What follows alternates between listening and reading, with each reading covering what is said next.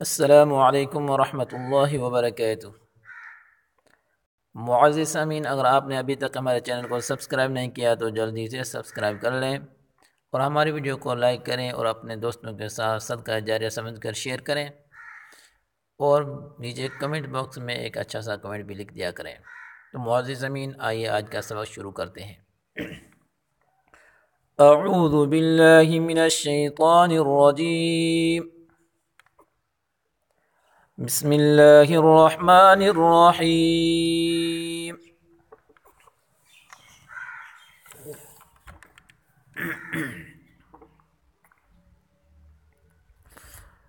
ومنهم من يقول ربنا آتنا في الدنيا حسنة وفي الآخرة حسنة وقنا عذاب النار.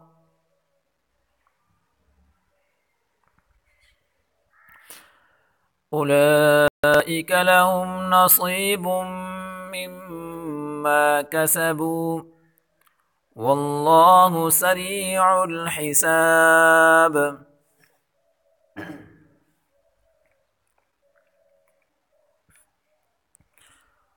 واذكروا الله في أيام معدودات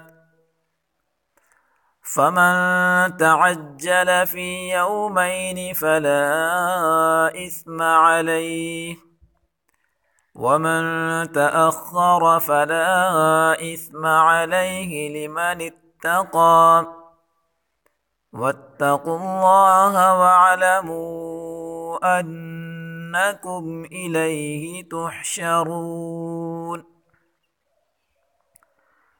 ومن الناس من يعجبك قوله في الحياة الدنيا ويشهد الله على ما في قلبه وهو ألد الخصام. وإذا تولى سعى في الأرض ليفسد فيها ويهلك الحرث والنسل والله لا يحب الفساد.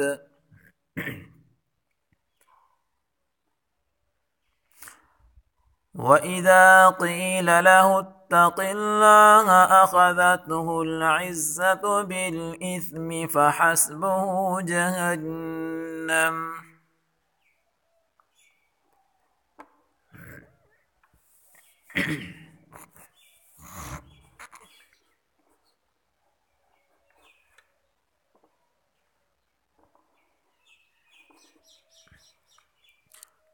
ولبئس المهاد.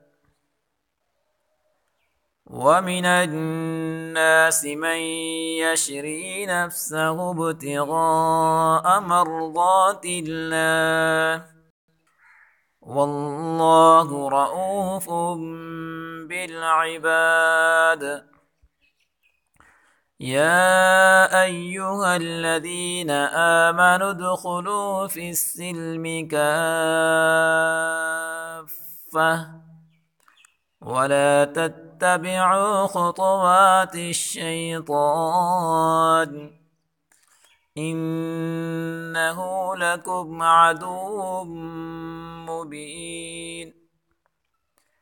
فإن زللتم من بعد ما جاءتكم البينات فاعلموا أن الله عزيز حكيم.